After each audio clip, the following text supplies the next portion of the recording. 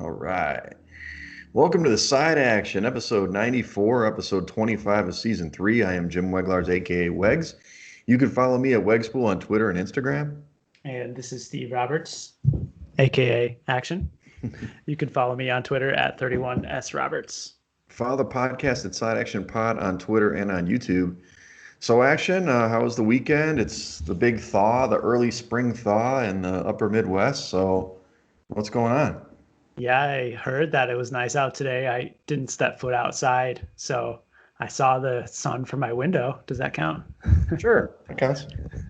Yeah, I've seen the snow melting. That's nice. I thought that it was going to be here through the rest of the wintertime, so it was a pleasant surprise that we'll be able to see the grass again, hopefully before the end of March. Yeah, we'll see. It's supposed to, be warm for a good solid week here too. It's just that you've been here before. That black, nasty, icy snow that's on all the parkways and just gigantic amounts from parking lots. I was out last night and there was just this heaping mound that must have been 12 feet high that they piled up all the snow in some, strip mall parking lot. So, yeah, that'll be there till probably June. Yeah, no doubt about that. Otherwise, just watching hoops, man. It's Yep, hoops season. it Getting is. into the NBA a little bit as well. Hmm. Trying to play a little bit more games in the NBA this season. So that's been fun. College basketball has been so-so. Right. How about yourself? Didn't have a big weekend. Been playing a lot of volleyball, both regular indoor and then sand indoor the last couple weeks. Trying to get in shape a little bit, running around a little bit here and there. So it's been an interesting couple weeks. Really looking forward to our trip. This is kind of getting to that itchy, I'm Mhm. ready to go time, even though it's like 3 weeks away. But yeah, 3 weeks from today, right, is when we'll be setting foot in Vegas and having a good time. We'll talk about more of that later. But I get antsy a little bit, because I've been working out, trying to get myself ready, mentally and get through Yeah. college hoop season. And as you know, and this isn't a Wegs pool plug, but as you know, I run a big NCAA basketball pool, and March is the day. It's like it's my second job starting it up. So I'll be sending out information, early next week and getting people signed up. Haven't been focusing on it at all. So I'm looking forward to getting back into that as well. Yeah, I can't wait for the pool. Hopefully we actually get to go through with that and other NCAA basketball tournament betting options this year. I'm That's sure we right. will, but Yeah, the player pool. So it'll be a that's little different with the it will be pandemic. different. Will be different. So we'll talk about that a little more in a couple weeks. But let's jump into our regular episode. We don't have a hearty episode. We're just talking about hoops now and college specifically. So let's go into the action index initially. And what are you looking at right now? You've listed the DraftKings Final Four odds this week. Thank you for making a change up. So you want to go over the action index this week? Yeah, I forgot to alert you of the change in the odds board here. I do read. Um, Gonzaga and Baylor still way ahead, as you Uh, might expect. Baylor returned from their COVID pause last night, Wegs, and mhm. promptly failed to even sniff a cover against Iowa State, the worst team in the Big 12. I saw So that. I thought that was a little interesting. But the two of them are clearly head and shoulders above everyone else, and Right. that's reflected here in their odds to make the Final Four, a hefty minus 305 for both of them. Yeah, I saw that. Minus 305 to make the Final Four. That's incredible. Hmm. Illinois got beat last night. We'll talk a little bit maybe about Michigan State at some point. They have been on a roll, but they took them out. Michigan obviously is right there at minus 150. Is that right? Yeah, Okay, so they're the yeah. next best team basically outside the top two. They're three in Ken Palm. And then your Iowas, your Houston, you got Alabama, but look at USC plus 400. I've been talking Mhm. about this team, and I think they didn't make a cover this week, but they're definitely playing good basketball. And then Loyola, they're plus 111.50. That's for the people that believe in Sister Jean again. We'll see how that goes. And one of my teams, Arkansas, plus 1,400 at 12. They're cracking your top 12 now. Yeah, I added them in there at the bottom of the list for you. Arkansas is playing some really good basketball, as you noted last week. Hmm. And Loyola and Arkansas on this list are really the only two teams that offer a significant amount of plus money to make it to the Final Four. The Right. rest of the top 10 here are plus 400 or lower. So not really something that I think there is some value in betting on, but fun to talk about nonetheless. Absolutely. Absolutely. Okay. Well, let's roll into last week's picks and just kind of, I had a couple observations that I didn't write down, so we're both throwing curveballs here. But last week we did not do well, America. We do have one pick going tonight since we're taping one day early on side action. We went 2-5-1. Ouch. Rough go, especially the Friday night action kind of kicked us in the stomach. Mm-hmm. St. Louis did not come through. They've had an up and down season. They lost outright to Dayton by a bunch. You had our zigzag theory with Utah State and Boise State did not work out. Uh, Utah State lost again. Boise covered again. Texas Tech, I tell you, and this is kind of, I guess I'll feed right into it. The Blue Bloods, they came to play on Saturday, and they've been playing the Yeah. last couple days here. Kansas went out and took out Texas Tech. They won pretty handily in the game, to be honest with you. It wasn't that close. And then the other Blue Bloods being Duke, North Carolina, Kentucky. All these teams are winning now. Even Michigan State, like I just mentioned, Yeah. they're getting off the schneid here. What do you think about that? Yeah, I think the Blue Bloods took some sort of magical potion within the Mhm. last week and just totally flipped their script on the season. Right. All of them that you mentioned have been down so far this year, and it seems like everyone in the national conscious came out and got a big victory over the weekend. They did. I don't It's really know how to explain it other than just probably coincidence more than anything else. And the market really has been looking down on those teams too. right. The other thing I think what's happening is some of those teams were, we talked about Jalen Johnson, but a lot of the freshmen, Mm. within a COVID season, they didn't get the run up of practice time. It probably took them longer than the veteran laden teams. So now maybe they're turning the corner. It might just be too late. But I like those teams in the conference tournaments to be dangerous, especially if they're going to be lower seeds, across the board. I don't think any of those teams we've mentioned, except for North Carolina, is really in a position to make the tournament on their current resume, even including Duke. So we'll see what happens. True. Um, Lots of motivation for those teams. Absolutely. Some other games that we actually hit on. So West Virginia, they took out Texas, and it was a +2, but they actually won the game. That was an incredible game. Another Mhm. cardiac game. Those guys have been a part of great games all year for West Virginia, and they're on my card again this week. Minnesota, well, Illinois was. We talked about the handicap with Illinois playing down to their competition. You missed it by one game action because they blew out Minnesota. But obviously, they didn't do the same against Michigan State last night. I don't know if you saw that game. Yeah, they totally did not show up against Michigan State last night, and that makes two big wins in a row for Michigan State after the Yeah. road win at Indiana on Mm. Saturday. So they're playing some good basketball right now, and I think that of those teams that you mentioned, Michigan State certainly has the greatest opportunity given the league that they play in Big Ten. There's a chance to get a big victory almost every time out. That's true. Good point. Yeah, quad one victories. This is another blue blood win. We just talked about Duke took out Virginia. That was the big win. But did it hit the over? I didn't even look at that. Sorry about that action. Oh, I forgot. Yeah. Oh, you know what? I did bet on that one. It did go over. Yeah. Okay. We'll add that 3-5-1 action. Three, Oh, five, and yeah. one this week. I forgot about that one. That was a good one, Wegs. We'll highlight that green.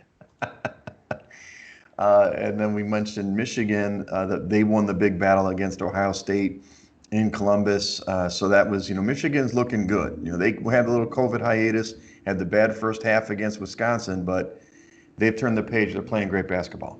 Yeah, that game was epic on Sunday.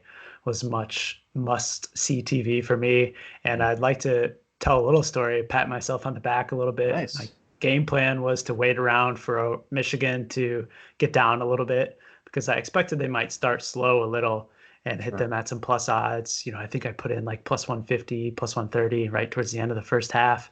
Hmm. And then mid second half, Ohio State kind of took a little dip and Michigan took a commanding lead.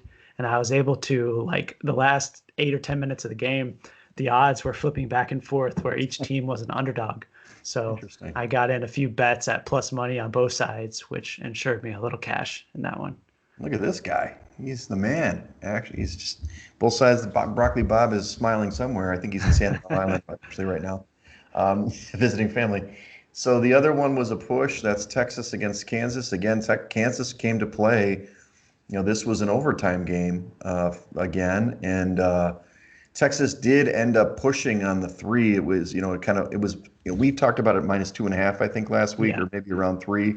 It settled in at that -3. So hopefully, America, you got 2.5. But Kansas ends up losing the game by 3 points at Texas. But the Jayhawks they're playing hard again. Yeah, that was a wonderful performance. I mean, they were up by a dozen or so at the end of the first half. And I was kind of kicking myself because I debated on adding some more to Texas in the second half, and I didn't do it. Stayed up to watch the whole game. Right. And then when they went to overtime, I was just out, turned off the TV, went to bed, and checked the score in the morning to see a push of all outcomes. I know. It's a lot of effort for not a lot of action there. The last game that was on the card that's actually tonight, since we kind of advanced a day, it's the big game tonight in the SEC. That's Arkansas against Alabama. We listed this game actually as, hopefully you got it early and got Arkansas +2. It's actually listed as Arkansas -1 or -2 at home. So, obviously, we have talked about the Razorbacks. They're playing really great basketball. I don't know. Would you change your mind if you went this way instead of, with you get plus money on Alabama on the road instead of, being the favorite like we talked about last week? No, I still think that Arkansas is the right side here. I mean, you've seen, it looks like on my screen that shows it opened as a pick 'em. So Okay. Ken Pom may have been a little bit off on that projection last week, but I still think that Arkansas is the right side tonight, given they're playing at home and the run that they've been on. I still like Arkansas. Okay. I'll be watching that after we get off the air today. Well, I just wanted to put a couple other notes. It's February 24th. It's my brother's birthday. Little brother Phil. He's turning 46. He's not little, but it's weird. It's already March Madness. March Madness begins Saturday officially. I mean, we've got some conference tournaments beginning this weekend and into next week. So I wanted to kind of announce these. The Big South starts their games on Saturday, the 27th. That's February 27th. The American East starts on Sunday, the 28th. The Horizon League, which is teams we've already talked about on the podcast, that's on Tuesday, March 2nd. The A-Sun or the Atlantic Sun is on Wednesday, March 3rd, as well as the Atlantic 10 and the Ohio Valley start on Wednesday. And then the Missouri Valley, which is Loyola and Drake, which both teams could make the tournament, they start on Thursday, the 4th. And then the West Coast Conference, which I don't know who's going to win that one, Zags, but that also begins on Thursday, the 4th. So really, we were kind of talking before the podcast, 2 weeks from Saturday or Sunday, 2 weeks from Sunday is Selection Sunday already. So guys, it's time to focus. If you haven't been, I know everybody's got COVID stuff on the mind, but this is one of the best events of the year in terms of March Madness. Yeah. So just to clarify, your definition of March Madness is the conference tournaments or March 1st? For me, traditionally it's the conference tournaments because for the small conferences, and I'll write about this in a Wegs Pool post this week, that's their start to the dance, right? I mean, they can win or go home in those conference tournaments, and some of those best teams in those conferences, like your Bella Marine or Liberty and the A-Sun, or a team that's really we talked about many times in the Ohio Valley is Belmont. They're an incredible team, but if they lose in the conference tournament, they may not make the dance, the big dance. So this is when it begins for me, especially in these little tournaments. And then we just mentioned it with the Blue Bloods, who are mostly out of the conference tournament or out of the big dance. Based on their resume, they can still make the tournament if they make a run in those conference tournaments. So to me, March Madness starts typically March 1st, but for whatever reason with the calendar, it's starting in February this year. Okay. I like your assessment. Thank you. I try. Okay, let's talk about some games this week. And obviously what's fun about going a day early on Wednesday, where it's the 24th of February, we get to include Thursday games, and there's huge Thursday games. We haven't been talking about Thursday games all year, but there's some big ones we wanted to identify. One is this huge matchup in the top 10 in the Big Ten. That's Michigan is hosting Iowa. I'm showing it as a 5.5-point favorite for Michigan at home. This is tomorrow night, in Ann Arbor. obviously we both, I think, like Michigan quite a bit with their defense, and I think they'll slow down Garza and the Hawkeyes. But what do you think? Yeah, I saw that you listed this at 5.5, and I see that was the opener Mm. most of the places across the screen, but painted as fours here Ooh, at the current hour at 6:37 p.m. on a nice, Wednesday night, which leads me to think that there's some early money coming in on the Hawkeyes side of this game.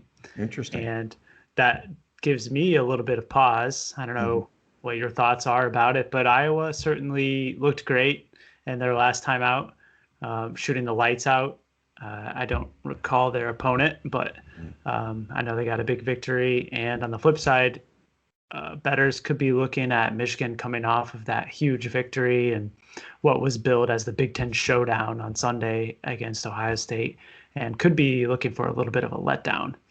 So Right, that would probably give me a little pause in this one. I sure. do have these teams at pretty much even, actually, when you add it all up. Although I am right there with you that the clear unit that does not stack up to the other four in this game is the Iowa defense. Right. And 75th ranked, they're giving up almost 100 points per 100 possessions. And going against Michigan on that side of the ball is going to be a long night for Iowa. Right. I'm really, what's interesting about Ken Palm, and maybe that affects your rankings too, is that Iowa has consistently been in the top five, despite them being so bad on defense. Mm-hmm. So maybe I just don't understand the metric a little bit. Maybe it's an efficiency number. Maybe they score so many more points than their opponent, so it kind of balances out because they are number one on offense. But it's one of those things that them and Ohio State are kind of, when I look metrically, those are two teams that stick out to me. They both are in the top five on offense, but they're way down on defense. But they stay up there for Ken Palm, and it's in this game in particular. This is almost like a semifinal or a final in the Big Ten championship, or it could be in the tournament. I'll go with Michigan all the way. I mean, obviously 4 points is better for us if we like Michigan, but maybe I'll just wait and see it'll go down even further. Yeah, it might. I mean, I would have a hard time thinking that you're going to see anything lower than four Right. in this one. But I mean, Iowa, the key is if they can play defense. Right. And, obviously the Garza versus the freshman big man for Michigan is going to be one heck of a matchup. Sure. And Garza certainly probably will have the edge. Dickinson, I think is his name, on the Hmm. inside. But outside of that, you got to expect that the Michigan seniors, Mike White and the other transfer, Brown, are going to Hmm. have their way on the perimeter against those Iowa defenders. Okay. Great. I picked out a game, not off the board, but I wanted to talk about this team. The Mountain West has a big matchup, and we've talked about Boise before, but it's going to be San Diego State this time, who has been rising so quickly in Ken Palm. It's hard to imagine. They're white hot, but they're hosting Boise tomorrow night, and maybe this is the opener. They open at a 6 point favorite at home, and I really like this Aztec team. It's really interesting. I obviously went to school at Colorado State, so I know the Mountain West, and obviously with CSU's kind of on the bubble here for the tournament. San Diego State at the beginning of the year, especially when we started talking about college hoops a month and a half ago, they weren't in. They Mm-hmm. weren't in. I don't know if they had some early losses or maybe early injuries, but this team has really turned it around. This is essentially battle for first place here. If San Diego State knocks them off, they'll jump to the top of the heap there. I really like them in this matchup. Six seems like a big number, but what's your take on the Aztecs? Yeah, I mean, they're, again, this year, the cream of this conference in the Mm, Mountain West. And they are 12-8 against the spread, 8-6 in conference play. mm-hmm. But when you look at the last several games, they've won, count them, 7 out of the last 8 games against the spread.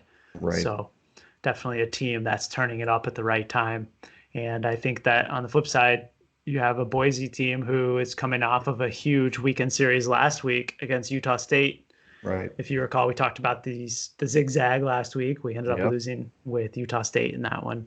But I think that San Diego State certainly has the edge in this matchup. They're, again, superior on defense against most of their opponents, 17th ranked in Ken Right. Palm. So I think that San Diego State is a good look here. and it is -6. There's one -7 that's popped up already at Chris, so Okay. could be an indicator which way this is moving. Yeah, jump on it early then, I guess. Hmm. Okay, we know we love the Friday night action, but honestly, when I looked at the slate, I wasn't too impressed. There weren't a lot of teams, but leave it to action. This is out of the Big West, I believe. UC Riverside is hosting UC Santa Barbara, the Gauchos, battle atop the Big West. So who do you like in this one? Well, Wags, I was scratching for a pick, and this one came into my conscience. Yeah, And the Big West is a conference that is rarely ever on TV. You have right. a lot of the smaller conferences that make it onto ESPN Plus, but for whatever reason, the Big West must have a different TV deal that does not get broadcast here in the Midwest. Right. So, while I haven't seen them play once this season, I have been betting on UC Riverside quite a bit. Okay. And this team is impressive in the Mountain West. They have, they're clearly second fiddle to Santa Barbara, who Right. is the class of this conference this season. They've got two bigs inside that are tough to deal with. But Riverside, it plays some pretty serious defense. They're Okay. 11th ranked in defending their opponent's field goal percentages. And the fact that they're at home in this game, I think, gives them a little bit of an edge. Ken Palm is showing this as opening as a 4-point spread. And I think if you can catch 4 with Riverside at home, that's a good look. Okay. You heard it here, America. We're going to give you the Big West. I know you want the Big West, so you got it. You got it, baby. All right, let's talk about some other big games throughout the weekend and into next week. So obviously Michigan's back on top, back on our card again. Michigan is going to Indiana. This is picking on your dad's squad. That's at Saturday at noon Eastern, and Michigan is opening. We're showing as a 5-point favorite here at Indiana. You like Michigan in this spot as well against the Hoosiers? Yeah, I do. I think Michigan is going to be a theme of this podcast tonight. They Got might them show on up a a few lot. Yeah. times. But this is a really bad mismatch for Indiana. Dickinson, as I alluded to earlier, has been tearing apart the Big Ten on the inside this season. And I'm not sure that Trace Jackson Davis is going to be able to match up with him on Sunday or Saturday. So as much as I would like to see Indiana get a win, you're going to hear a lot of people saying that this is a must-win game for Indiana. After they likely lose tonight, Wednesday at Rutgers, the game against Michigan becomes even bigger. But Sure. I just don't see how the matchup allows Indiana to have any success in this game. Michigan is really superior in almost every category. So if this really comes out of 5 points, I think Michigan is a hammer. Okay. I'm not going to back off Michigan. I mean, I've got them. Well, we'll talk later against a different opponent, but Yeah. I'm on them. I'm on them tomorrow. So, all right, let's talk about the Big 12 now. We've got a big matchup here that I like, and of course, I know you'll be against me here, but Kansas. Now I got my Jayhawks shirt on. Hey, Jayhawks! This is for Whitney out there. She doesn't listen to us, but they're going to host Baylor on Saturday. This is the kind of primetime matchup on Saturday at 8 o'clock Eastern. This team seems to be playing better. I mean, I was discounting them. They were getting hammered. I went against them twice last week as the ambulance passes. Don't worry, Action. They're not coming for me. Not this time. Anyway, so Kansas, I mean, getting 6 points. I guess I'm more looking at Baylor, too. I know that was their first game back, and they seem to be off for 2 full weeks. I don't know how long it was. Yeah, it But was. I thought they were going to lose last night. Now, granted, maybe that just knocked the rust off and they're back to the Baylor were, crushing opponents. But I really liked the way Kansas played last week, both against Texas Tech and Texas. So can you get on board with me with the Jayhawks +6 at home? I don't think so. This game is at Kansas. I believe Is so. that right? Kansas. I think so. You're right. Okay, I was looking at the previous matchup, which Yeah, they was played Baylor away. already. Yeah, and they did end up covering that game at did. Baylor, catching 8.5 points and losing by 8. I think there was Yep. a miracle 3 at the buzzer, if I remember correctly. That's right.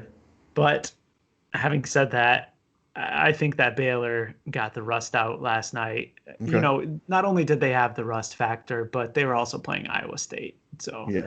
I think that they believe they could have just showed up and win that game at any time, which is probably true. But you're right, they almost lost. They did. And I'm kicking myself because I had Iowa State in the first half, and I Mm-hmm. came back on Baylor in the second half and gave a little bit of my winnings away. So Gotcha. lesson to learn from.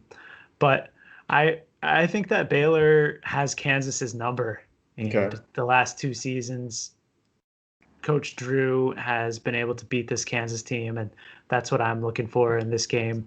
Although I think that +6 is a little bit of a hefty price to lay with Baylor on the road in this one. I don't actually think it'll open up that number. Right. If you're hearing me, Ken Palm, take a look at that. But I think I'll be looking to lay the points with Baylor. Okay.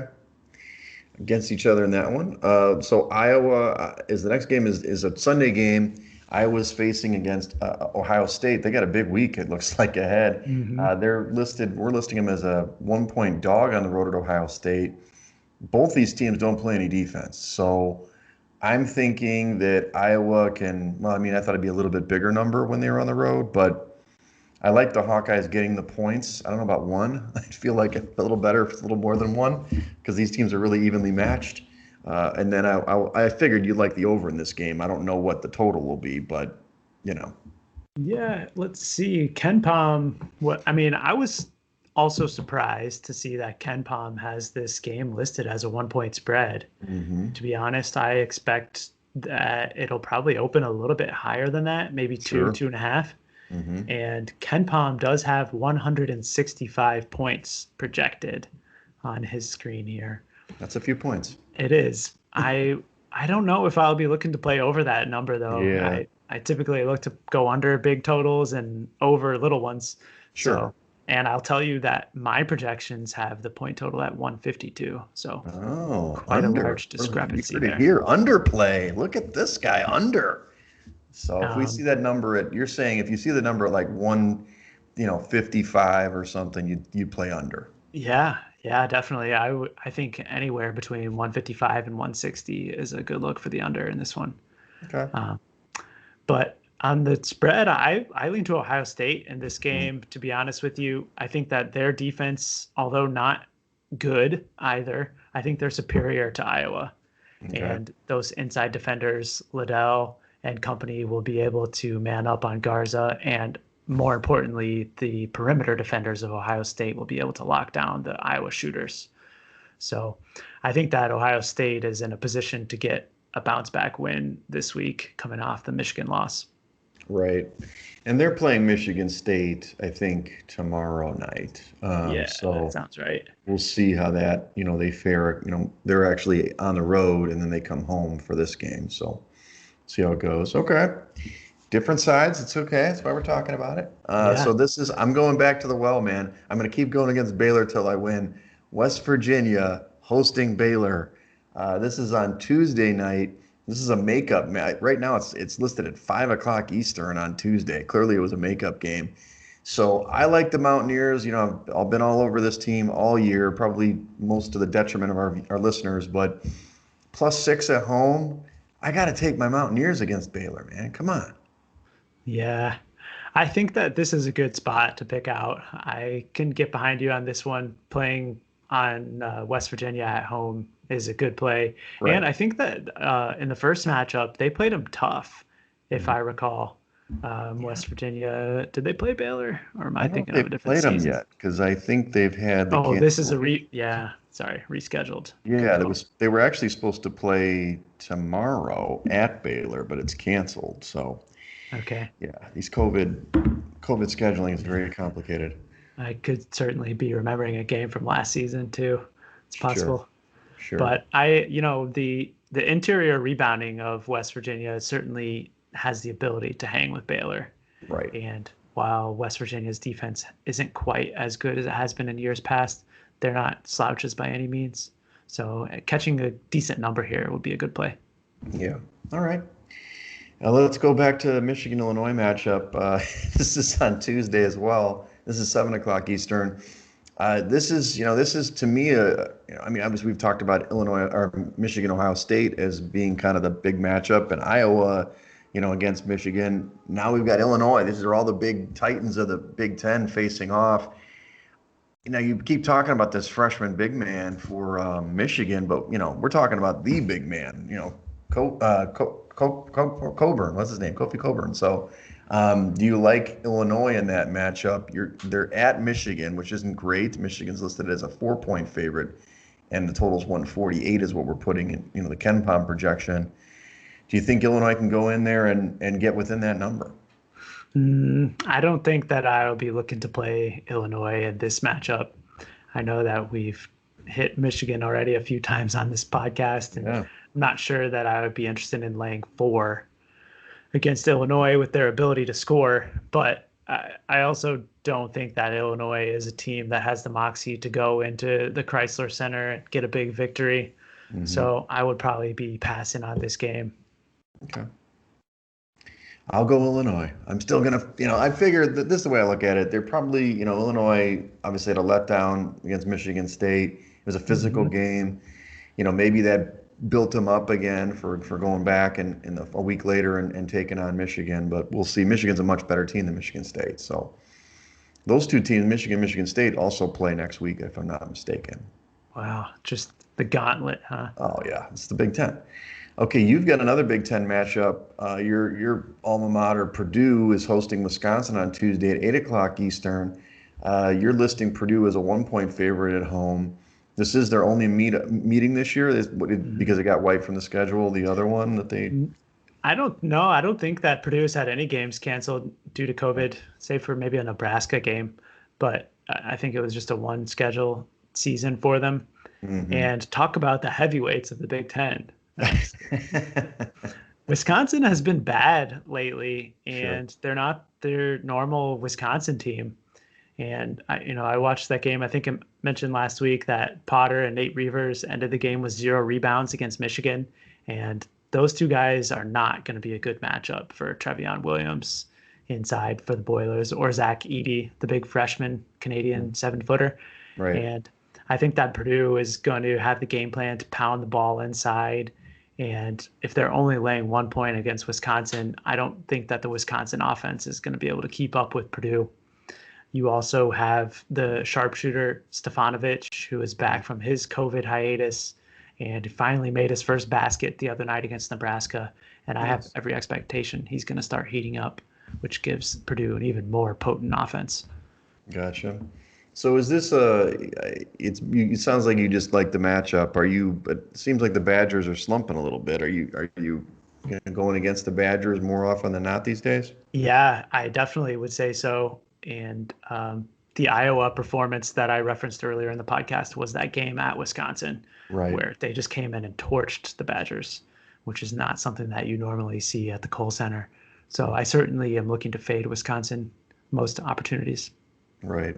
I guess Wisconsin's playing Illinois. I guess it must be tomorrow. They're definitely playing them as well. So. Yep. Looks like Saturday.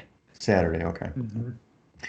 All right. The last one on the card here is the rematch that we talked about, I guess, a week or so ago. Villanova is going to host Creighton on Wednesday. This is the March 3rd at 8:30 p.m. Eastern.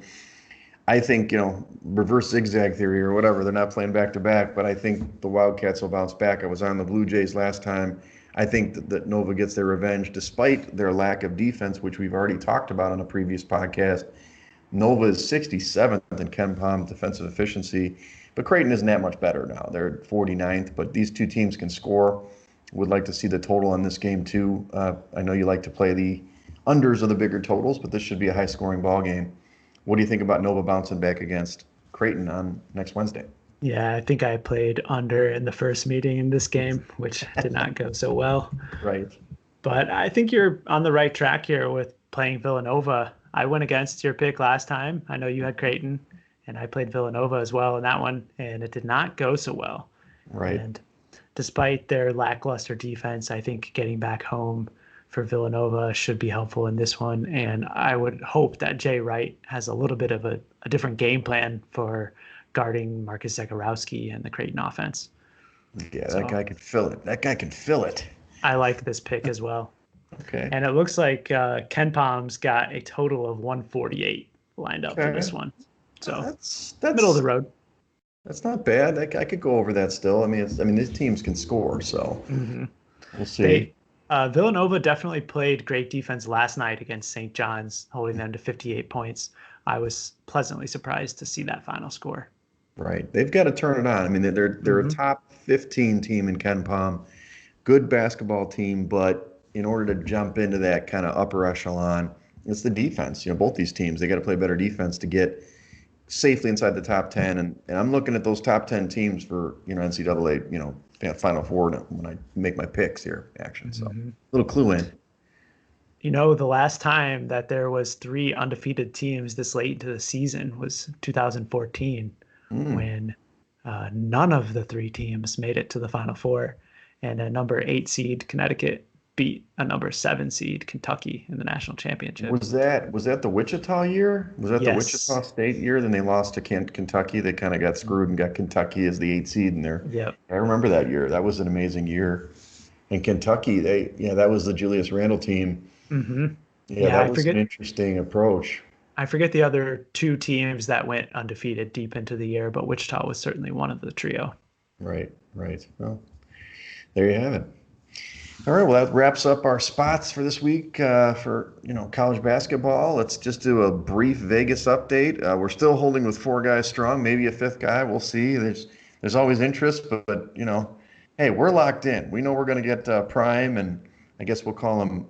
We're going to go DP and Action and myself in Vegas. We'll be there starting on the 17th for Action and myself, and we'll be there through Saturday evening. We're going to be at Stadium Swim on Friday afternoon if anybody wants to come by. I Hmm. do want to say, Action, besides the trip, we've got these shirts. I guess I didn't make it clear that we've got a couple of these. We should do a giveaway. We got to figure out a competition of some kind I like to it. give these shirts away, these great shirts that my nephew designed, and we've got a few to give away. So definitely going to get you your shirt when we meet in Vegas, and I haven't seen you in almost 6 months, right? Yeah, that's true. It'll be an exciting time to get there on the ground, and we'll have to come up with some sort of contest, maybe a game picking contest or Twitter engagement contest to give away the shirt to our loyal listeners. Absolutely. Absolutely. Well, great. Well, we'll be back to our regular scheduled day next week. Hopefully, in the next 2 weeks, we'll get our buddy Cola on, who's, he's obviously been our part of the player pool with Action and myself the last few years, but he's got a kind of an exciting new venture he'd like to talk about with us. And also, Hmm. he's a whiz at college basketball. So, really like his insights, and hopefully, he can get on before the tournament starts.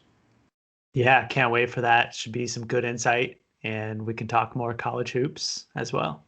That's right. That's right. All right. Well, follow us at Side Action Pod on Twitter and on YouTube. Follow me at Wegspool on Twitter and Instagram. And follow me on Twitter at 31S Roberts. All right. Good luck this week and get ready for March Madness.